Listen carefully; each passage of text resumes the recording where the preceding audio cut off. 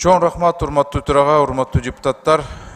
Бир маселе болот атта, мага кече кичинекей кыздын мына операциядан кийин каза болгон 3 жаштагы кызынын атасы жана чоң апасы келген да. Мына КГМАнын стоматологияда операцияны кылып, бирок желекке каршы ошол кыз каза болуп калды. Атанын уксаң, чоң апасынын уксаң, энесинин уксаң жүрөк жарылат да. Араң эле уктум ошону. Мен мындай ойлодум да, бизде жеке менчик, башка ишылып медцентрлерде бир топ эле уже халатность, некомпетентность болуп калды да. Бул коррупция эмес, көбүнчө шалакылык болуп атат да. Же кээ бир мисалы жакшы билимди ала албай, азыр мына операцияны кылып атышат.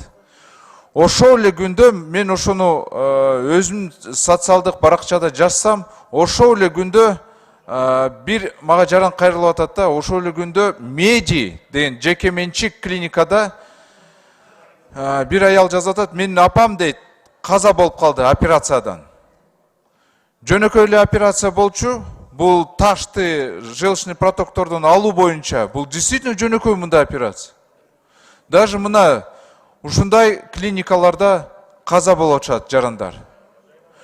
Мына жаңы жыл келатат, урматтуу Алмаз Акунжанович, жаңы жылда бүт ошол клиникаларды, бүт медиктердин керек болсо жеке менчик клиникаларда иштегендерди, операцияны кылгандарды өзгөчө текшерип караш керек.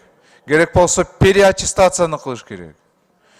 Андан тышкары сот экспертиза өтө жай өтөт экен. Мына дагы эле 18-inde эки киши каза болсо дагы иш козголо элек.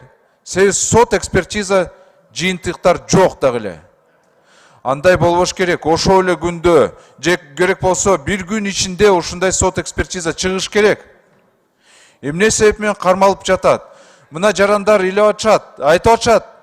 Же коррупция негизинде, же ишилип булар өйдөгө чыгып ушундай кармап атышабы? Андай негизи болбош керек. Мен ойлойм, бул биздин сот экспертиза жай болуп аткан, же шалакылык ошол эле жерде дагы болуп атат.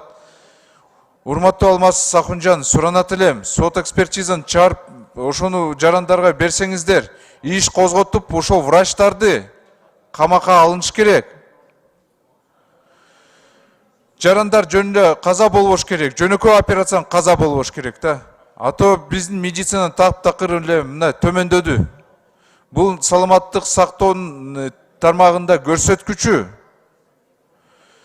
Биз ушундай бара берсек, конечно, албетте башка мамлекеттик кызматкерлер бул жерде операцияны кылбай тышка кетип операцияны кылышат.